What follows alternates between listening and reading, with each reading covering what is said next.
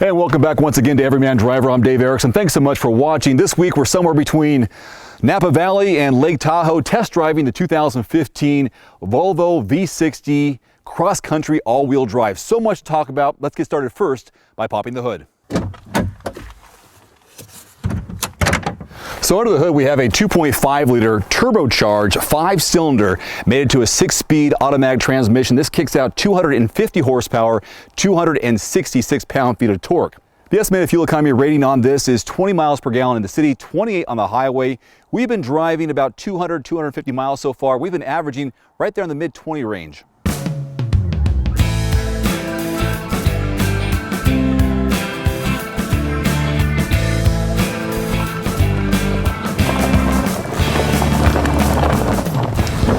Here's a look at your real-world backseat legroom and headroom. And this was my position as a driver up front. I'm 5'11", so here's how much room I have between my knees and the back of the driver's seat. I can get a fist in there, somewhat tight, but it's okay. Headroom, there is definitely a indent here in the ceiling, but it seems a little bit on the low side, at least for my height, surprisingly. But you know, the vehicle is a little bit on the short side, so I guess I can expect that a little bit. You got 4 blank handles all the way around. You got storage behind the driver and passenger seat. Boy, really nice to have these leather trim seats. Very comfortable. This is a very comfortable back seat. Fold down armrest with 2 cup holders there. A little bit of storage right here if you like. Back there. Also, you have heated seats in the back, which is pretty nice for the passengers. Of course, this is the Platinum Edition, so this car is fully loaded, but you do have a premium trim level, which is still pretty luxurious. More on that in just a little bit. Let's go ahead and take a look now at your cargo room and trunk space. You have 3 ways to open the trunk lid of the V60. There's a push button just left of the steering wheel for the driver. There's a button here on the key fob. Press and hold that one right there. Otherwise, there's a button just below the L on the Volvo, and bring it up. And inside, here's your cargo room and Fido. Just for demonstration purposes, this is a stuffed animal, not a real one. But kind of shows you that people who are going to use this car are real people, people with lifestyles that include having pets. And this is going to be a rugged vehicle, so it's okay to put a dog back there. Now, you fold these seats down, you're looking at 43.8 cubic feet of volume.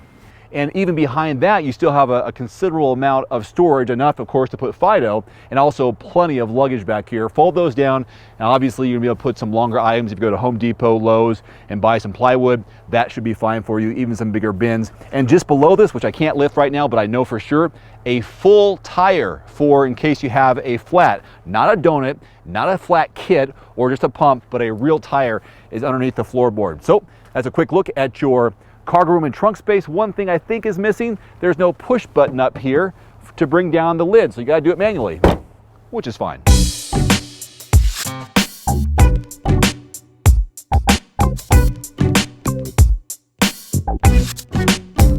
All right, time to talk some ride and handling here behind the wheel of the V6, and I've logged well over 150 miles in this vehicle, so I think I'm qualified to talk about driving impressions. And the first thing that stands out is these contoured sports seats, which are designed to allow the most comfort possible with the least amount of fatigue when you're done driving. And that's part of the reason why they had us drive from the Calistoga Ranch in Napa Valley, California, over here to Lake Tahoe. It was about a 3.5-hour drive, and they want us to experience it, what it's like to sit in the same spot for multiple hours, and then how you would feel after you get out. And I tell you what, these might be the best seats I've ever been in, and I'm not joking. A little bit bolstered, but the way you sink into them, they've got lumbar support, a lot of adjustability as well, but you sit into it and it just fits. And I won't be cliche and say it fits like a glove. It just fits and forms your body, and I just find that super impressive and necessary for longer drives. Response and handling, holy crap. I did a full 30-minute video podcast, episode 56, with a fellow journalist talking about our driving impressions, and it was it's incredible to feel the road the way you do. This is it's a sport wagon, a little bit longer vehicle, but you don't feel like you're in that type of vehicle. You have the all-wheel drive, front-wheel drive when you're going down the highway, then it'll engage in all-wheel drive if there's any slippage, and that slippage is 1/17th of a turn. So it's really immediate. I think the 1/17 is just a technicality. If you have any issues, boom, all-wheel drive kicks in, 50-50 front wheel drive to back wheel all the way across. I already mentioned earlier about the 2.5 liter 5-cylinder 6-speed automatic transmission, and it really does drive smoothly. I don't think that turbo really is in the way. I mean, yes, you feel the kick of the 250 horsepower, but it's not overwhelming, which I think is good considering who the market might be for this vehicle. I'm sure it's going to skew a little bit older, maybe mid to late 30s and then above. Geographically, this vehicle is very popular on the East and West Coast and in the Colorado Rockies. People who have active lifestyles, who are also interested in luxury and elegance. This car has a nice package when it comes to that. Here's something I think Volvo has done a really good job, and it's really detail oriented, and that's the continuity between the instrument cluster and the LCD center display here. Same color scheme and the same font for the text. I know it's a small thing, but it's the attention to detail that grabs my attention. There are 3 different driving modes with this vehicle. You've got elegance, eco, and performance, and that will determine on how the feel behind the wheel is, whether it's going to be a light, easy-going feel, tighten up the steering wheel, and of course economic in terms of fuel economy. And we mentioned before 2028 for the split, and we've been getting in the mid-20s in the last couple of days. I got to highlight some of the standard features which are on par with a luxury level vehicle. Leather, sunroof, these contoured sports seats, navigation, connectivity with apps, Wi-Fi, and unlimited data plan, which is good for the first 6 months as complimentary to new buyers. And that's all standard features on the base trim level, which is the Premier. The Platinum is 1 step higher.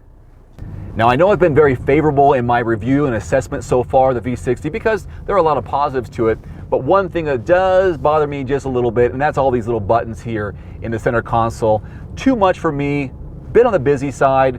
Everything is easy to understand and clear, but just a few too many buttons for my preference. And some might argue this wood grain doesn't fit with the styling of a 2015 vehicle, but again, that's a personal preference. Now, you may be wondering, since we do have an all-wheel drive vehicle, is this off-road worthy? And I'm on the fence about that. We did do some off-road driving between our trip from Napa Valley up here to Lake Tahoe, and it did just fine, but the terrain wasn't as challenging as it has been, at least in my neck of the woods at the ORV park. But I think for this vehicle, it's not necessarily a car you want to be taking off-road, but you can because it has this instant traction with the all-wheel drive system and features hail descent control. That combined with 18-inch diamond-cut alloy wheels and a ground clearance of 7.9 inches, I think you'll be fine.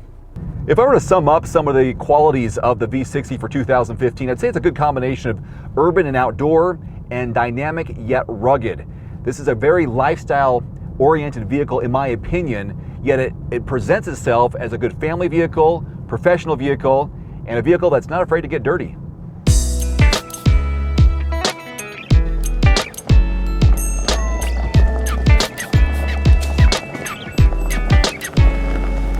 So the MSRP here on this 2015 V60 is $41,000, and you get a lot for your money, but if you want it fully loaded, around $53,000. It is worth a look and definitely a test drive. Until next time, I'm Dave Erickson with Everyman Driver. Thanks for watching.